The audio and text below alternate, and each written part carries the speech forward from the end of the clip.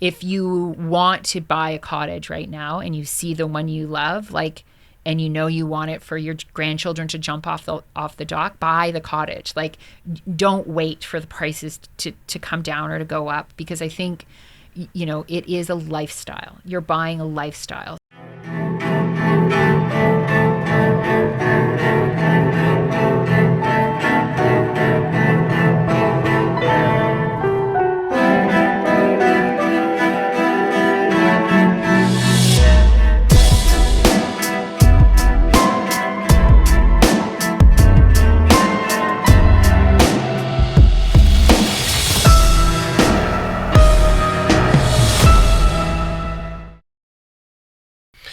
All right, Michelle, we are back, and so let's dive into what you are seeing right now out there in the market. You know, we obviously see that there's more listings that are there.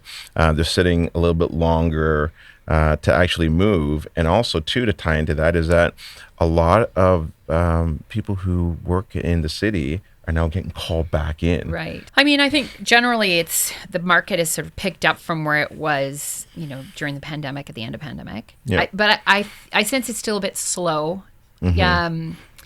There are, you know, we just did a story on a large lake up near Huntsville, and we were looking for cottages that were sort of, we wanted to feature cottages in the article, active listings, and it was really hard to find any in that sort of middle of the road starter cottage area. So, you know, you want to spend, I mean, I think the average now for a cottage in Ontario is like getting up to $800,000. I could be wrong. Do not quote me on that, but to me, you know, if you'd said that was the average 10 years ago, I would have been like shocked in a way. In some ways, that's not surprising. But, you know, a cottage that's a little bit less than that is what I would think of as a starter cottage. And we could not find any. Okay. And that is, you know, that's saying something, I think, like that there was a few cottages up in the high millions, you know, there's one for 4, there's one for 3. But I wouldn't say that that's accessible to most people. So it's interesting to me that that sort of mid-range place is not, you know, as available maybe in a market that is, you know, really great for buyers, I would say. There weren't a lot of listings either. You know, so I think we're sort of in a place, and again, I'm not a realtor and I don't see this in real time. I'm sort of more reactionary to it. I think that we're in a place where we, you know, it would be nice to have more listings, I think, for everyone, for buyers and for sellers. But, you know, I think that just echoes what's going on in the larger real estate market, which, of course, you know all about here in the city and, you know, everywhere in Canada, really. So it's not too different, I don't think. Right. And so then now people are getting called back in. You know, obviously they've got to try to sell their properties. And the difficulty is that, you know, during that peak, they bought it at a price that was overpriced. Yes. Then they also put some money into it for Airbnb and to put a games room and to maybe put beach volleyball outside and, you know, to create that lifestyle, that, you know, a place that somebody can leave the city and enjoy. But now they've got to sell it, and now they get this money tied up in there, and they're not getting what they bought it for. And that's causing obviously some issues and difficulty. Now, some people are able to get out. What are you seeing, or what are you hearing from a local standpoint in regards to what's happening in that local market, whether it be Haliburton or whether it be, Lakefield or Bob Cajun? Are they being impacted with the, departure of people moving back into the city? What are you seeing? Yeah, so that's a great question. I think, you just said something about, people buying cottages to making them into attractive rentals. Yeah. I think, one thing that we have heard on this point is that people who are doing that are getting out of renting. So they maybe bought them for a rental, but the rental market has slowed down. And so they're getting, now that's problematic for them because they had initially purchased the cottage with the idea that they would have that income to pay the taxes or the upkeep or maintenance or whatever. And now they don't have it anymore. It's harder to put people in your rental cottage than it was, 3 or 4 or 5 years ago. Yeah. So that is, a lot of people are sort of, I think there is a little bit of buyer's remorse in that sense. But I also think those people like the lifestyle still. And you're right about what you're saying. They're being called back to the office. I do think we hear from people who are just changing their lives completely. And it's just, we're going to go up here and this is where we're going to live. And we're often asked, how do I know if I'm ready to have a cottage full time? So I think there is that segment of people who are renters and now they're thinking about they're segment of people who purchased to rent out and now they're thinking about becoming full-time cottagers, and like locals themselves, So there is that. I just wanted to put that out there. I think that it's, I hear more anecdotal stuff than I do like hard data from realtors. I think that a lot of people do buy a cottage and then they have it for a couple of years and they see how much work it is. Yeah. And quite apart from their finances, honestly. And they think, okay, this is actually not for me. Right. What was for me in 2023 is maybe not for me in 2026. And those people are maybe having some trouble because they don't want to. They bought at the peak and they're not ready to give up the dollars, frankly, that they have invested in the place. So we have heard of that. And I think, again, you tell me, what's going to happen? I don't know. The market has been difficult for selling for a while. Yeah. I mean, look, what I'm seeing right now is, a lot more cottages are sitting on the market. They're not moving as they were moving before. I mean, my neighbors, they're selling, and it's taking a long time. Why are they selling? They're selling because the father that's there, unfortunately, had passed away, and so they're looking to sell that. But you're seeing a lot more, at least from what I can see, anyways, that are coming up. They're sitting a little bit longer, and then we do a check on the history of when they bought it and what they're trying to sell it for. It's not there anymore. Right. So, and then now if they've put work into it, they just can't get that money out. Right. And so now they're in the situation, okay, well, now maybe I just got to rent it out. And maybe that wasn't what they wanted to. And it's harder to rent it out. And it's harder to rent it out. Now you got a lot more competition. Right. More cottages to choose from. Right. And then do you have that games room? Right. Because sometimes I rent cottages. Sometimes I don't go to my cottage in the wintertime. Right. And it's only a 3 season. It's a little more, that's not as fun. Yeah. You can do it, but it's not as fun. Yeah. And so we just rent it out. We'll do maybe something like a boys get away or the family will get away. And so you want that games room. You want that, the spa. Yeah. You want the resort. hot tub. Yeah. You want those things. Yeah. And so I guess that's kind of a question also as well too, is do those things obviously add to being able to sell it quicker and faster? Yeah. I mean, I guess it depends on where you are, right? It depends on what else is sitting in your little corner of the market. My feeling is those kinds of add-ons, you can put a hot tub anywhere. What you can't put is a beautiful view. You can't put deep swimmable water off the end of your dock. Yeah. To me, those are the things that will hold value the most in a cottage. The location.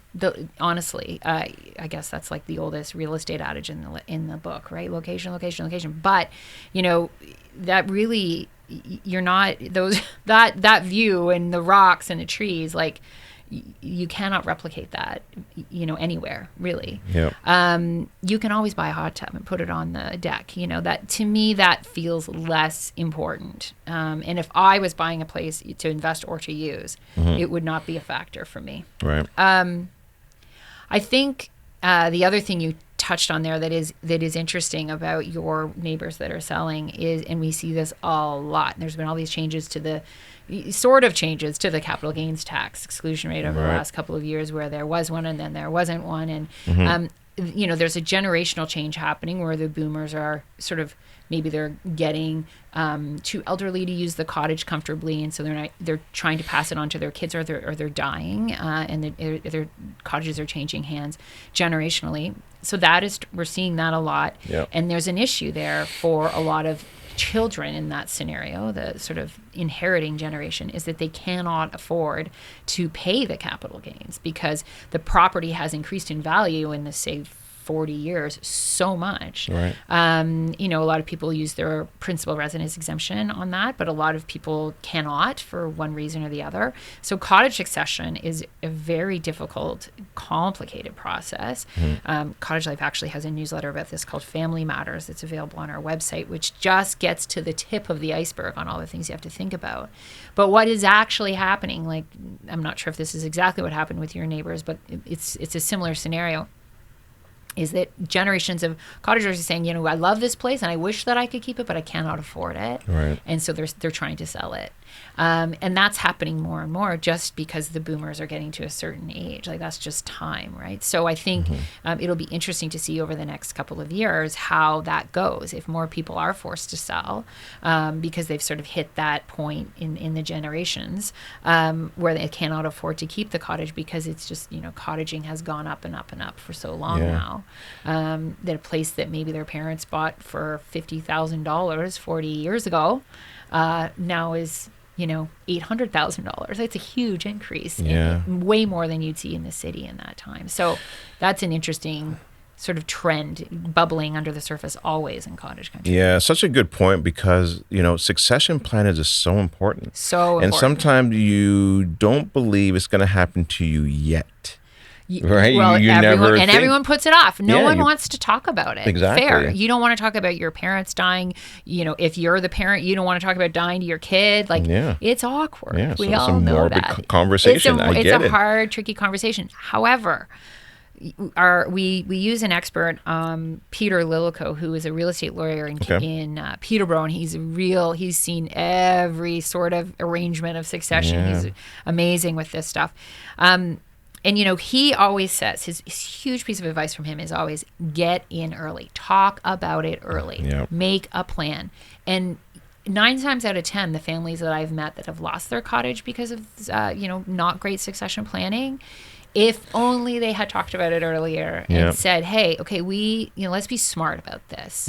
And if our plan is to sell it, then let's make a plan for doing that. If our plan is to, pass it on to the next generation, let's make a real plan to do that. And not just how to pass it on and get through probate and get through capital gains and all that stuff, but get a sharing arrangement.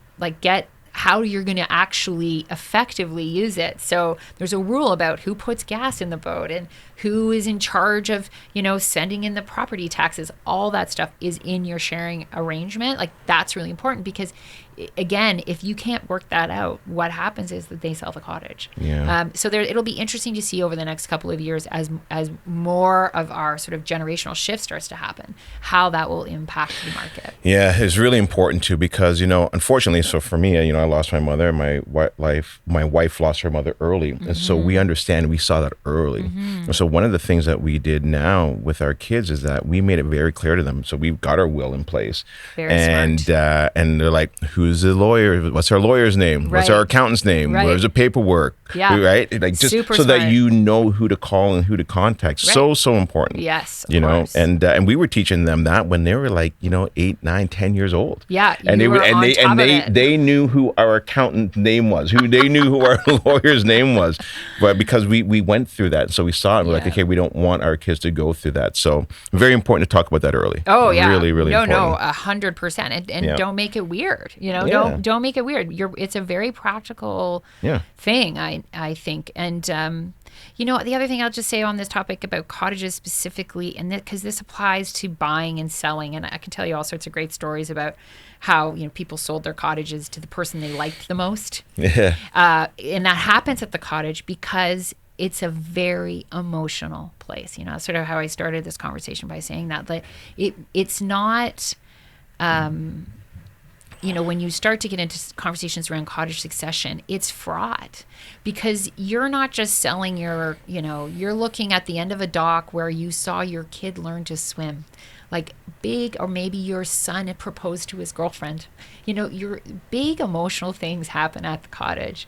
So all of that stuff, when it's time to talk about succession, it makes it more of an emotional conversation. And of course, emotions and finances is a tricky combination, right? Yeah. So again, all of that to say, you got to get in early because with that conversation, because it just helps normalize it and take that emotion out of it a little bit, which you really should be clear-eyed when you're looking at something about an asset that is so valuable. Yeah, for sure. And you know what? You said something that I kind of caught my attention, which I think is incredibly important and not talked about more often, is this: how dangerous that water can be as well, too, from a safety standpoint. Oh, yeah. So watching your kids, learn how to swim out there, but those waters are dark.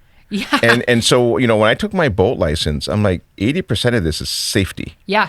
When you're out there, you realize that, there's a reason why it's all about safety. I'll tell you a good story. So this would have been about 15 years ago, maybe more, 20 years ago. I was on a lake in Eastern Ontario, the Big Rideau, it's called. It's quite a large lake. I'd been on that lake many, many times my whole life. And one of my best friends grew up on that lake. She'd been since she was a teenager. She was in a boat ripping around that lake, going to see her friends. She knew every rock, every point, she knew that lake like the back of her hand. And, we were well into adulthood. And one night we had gone over to the town, Portland, to have a burger for dinner. And we were coming back and we were in the boat. And suddenly, truly suddenly, it's foggy. It just kind of rolled. Anyone who's been sucked in by fog knows that it comes really quickly.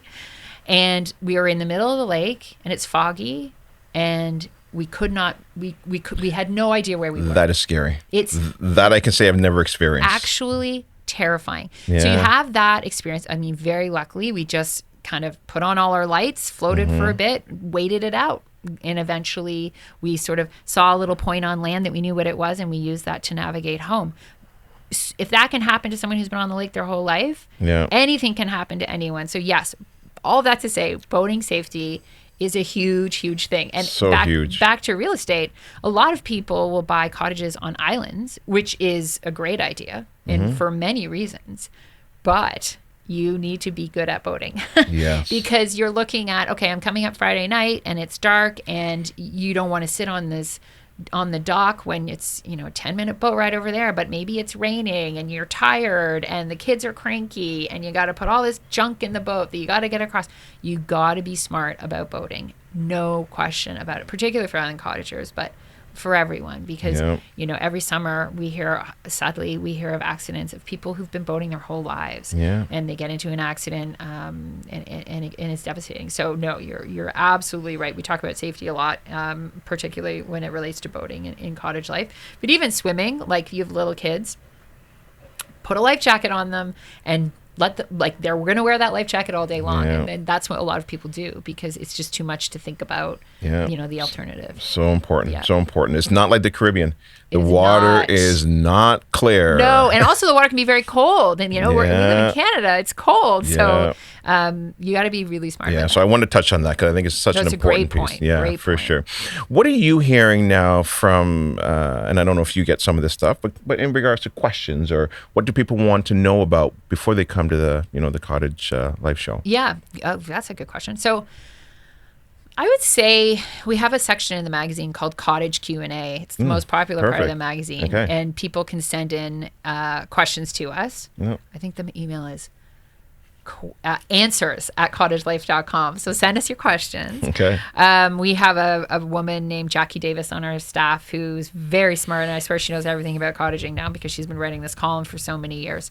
I would say that, she'd be the one to ask for sure.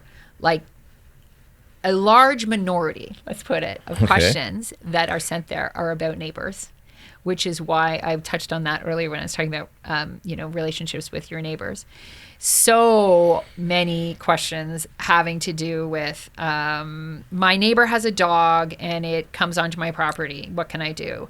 My neighbor wants to build a bunkie and they've put it right on our property line. Like, what do I do? Do I need a survey? Do I need to show them my survey? Is my survey up to date? All related to neighbors. Mm-hmm. Interesting. My neighbors are noisy. What can I do? unbelievable how much, and really the answer we always give is, well, maybe you should talk to them. Like everyone wants to go in hard and be like, oh, we got to hire a lawyer. Is there some law that can help us? And, the truth is many, many times, if you just go to your neighbor and say, hey, did you know that your dog is coming and doing this on our property? And they're like, actually, I did not know that. So thanks for letting me know. And problem solves, Yeah. So that is a question I get a lot. Questions about real estate specifically, I would say usually people want to know how to get a bargain. Like that's, of course they do. Good for them. It's expensive. People want to know about cottage succession, how they can get, the things I was just talking about, particularly in regards to the principal residence tax. They're always curious about how that's calculated. Yeah. But, all sorts of things. Yeah, and that's an important one as well, too, because now if they have their primary residence and then now they have a cottage, and now if they switch that to their primary residence, how does that work from a capital gains tax? That's right. It's a one-time exemption. So they have to declare, this is so far beyond my understanding because I'm not a tax lawyer, but they have to declare one or other of the properties for the year, their principal residence. And, what might be better for them and their finances is that they declare their home or not their cottage. For a lot of people, their cottage is the smarter way to go there. But we get a lot of questions about how that is calculated and all sorts of things, which is probably once every 3 years we run the answer to that question in that column just because we get it asked so often.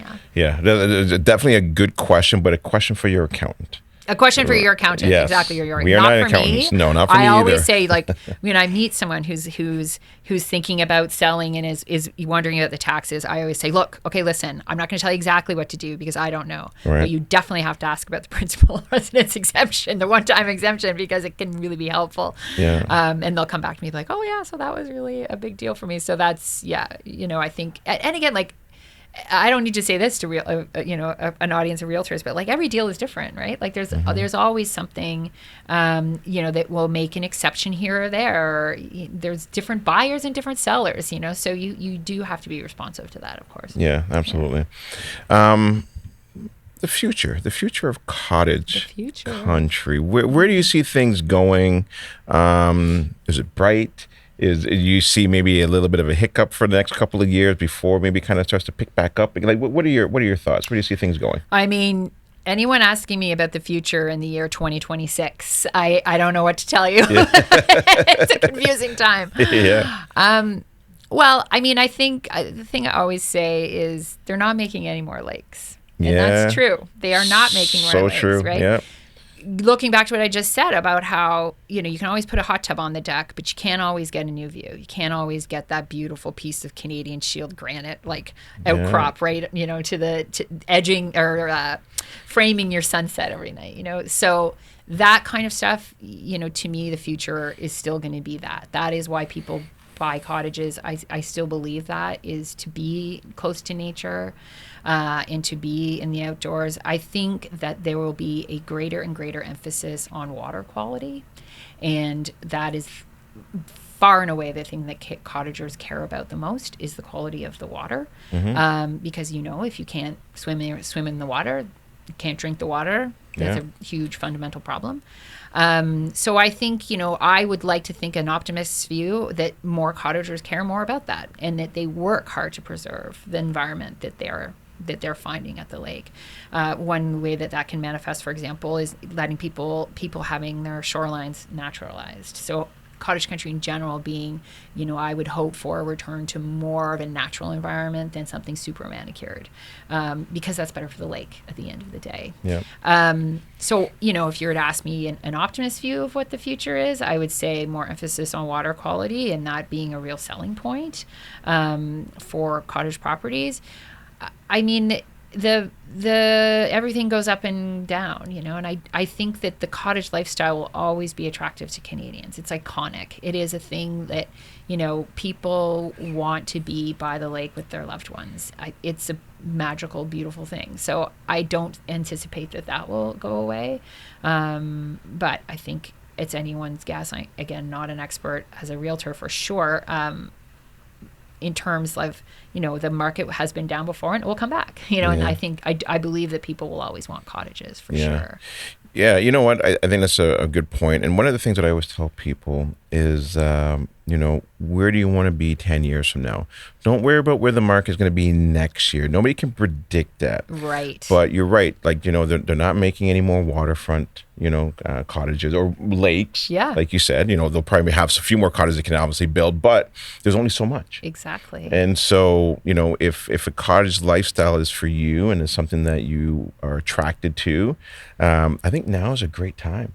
I think it is because people are a little more hesitant. The prices are coming down. When prices go up, they go up like an escalator or an elevator. And when they come down, they come like an escalator, right? It's a little more. It's a little stickier. I've never heard that before. Yeah, and so people are holding on to that price that they had back in 2020, 21, 22. Right. And so when somebody sells a cottage, and it's maybe the lowest one in that area, that now becomes a new floor, that now becomes a new price. Right. And so there's more room to negotiate. And so if that's what you're looking for, are we at the bottom? I don't know. But we're in the bottom part of that bowl now. Right. And so it's just 10 years from now, where we're going to be, we'll be higher. I think so. Yeah. I actually think that's true. That's what I've seen in, the last 30 years that I've been in sort of the cottage industry, for lack of a better word. Yep. I'm also kind of interested to see, and this is sort of tangentially related, but I'm interested to see they're starting a new train up north. They are, of course, they're talking about giant infrastructure projects where there'll be a bullet train. Yeah, I've heard that. How will that make things different? Will there be a scenario that you can take a train to Montreal in 3 hours, and then can you get into a self-driving car that will take you, another hour north to a lake there? So does that mean that you could go to, reasonably commute for a weekend to a part of Canada that you wouldn't right now? Mm-hmm. I mean, that's future, but maybe not. Maybe 10 years is not super unrealistic for some of that. I know, for example, I drive an EV, and for me, that has made a huge difference in the way I can access cottage country just based on the money alone, because it doesn't cost as much for me to drive places. Mm-hmm. So, things like that are creeping in. I do wonder about the sort of cumulative impact in 10 years from now. Yeah. I mean, that's a little bit like, sometimes I think when I talk about electric cars and self-driving cars, it's like the Jetsons or something. Which that's a reference that definitely dates me. Yeah. But I do think like cottaging's not going anywhere. I it's agree. not going anywhere. And I think if you want to buy a cottage right now and you see the one you love, and you want it for your grandchildren to jump off the dock, buy the cottage. Like, don't wait for the prices to come down or to go up, because I think, it is a lifestyle. You're buying a lifestyle. So if you're ready for that lifestyle right now, like, go for it. That's really my feeling. It's not like you're buying a stock or a bond, it's something that you're really going to use and love and really love, Yeah, I can tell you this, since we've had our cottage, it's probably one of the best things that I've ever done. Yeah. It allows me, as soon as I turn down our road, it automatically complete your shoulders drop. It just automatically. Yeah. And it's one of the best ways I've found to create like this mini retirement. And then that's where I find it up there. There's something about walking out there on the grass and being on the water. Yes. And enjoying it with friends and family. Yeah. It's the best way that I've found to slow time down. Yes. I love that. Yeah, it really does. Yes. It really does. That's exactly what we celebrate at Cottage Life, for sure. So Michelle, listen, thank you so much for your time. I appreciate it. Yes. If people want to learn more about you or get in contact with you, how can they do that? Yeah, so go to cottagelife.com. You can subscribe to the magazine. We've just redesigned it. It's going to be fantastic. Our first issue of the year comes out in a couple of weeks. Awesome. And the Cottage Life show is the 26th, 27th, 28th, 29th in Toronto, and then in Ottawa in the middle of April. You can go to cottagelife.com, get tickets and all sorts of stuff. The other thing, actually, I'll just say we do have a newsletter called Dockside. It comes out once a week, and that's a great spot to get cottage news. And I should also say we have a newsletter called The Key. Comes out every Wednesday, and it's all about cottage real estate. Covers buying, renting, selling, dreaming. That's what we say. And that, again, is free to get, and it includes listings from all across the cottage country. So that's a good thing for buyers, or just if you're interested interested in the market. Awesome. Michelle, thank you so much. Appreciate Thank it. you so much, awesome. Gary. All right. We'll do it again. Yes. All right. Take care.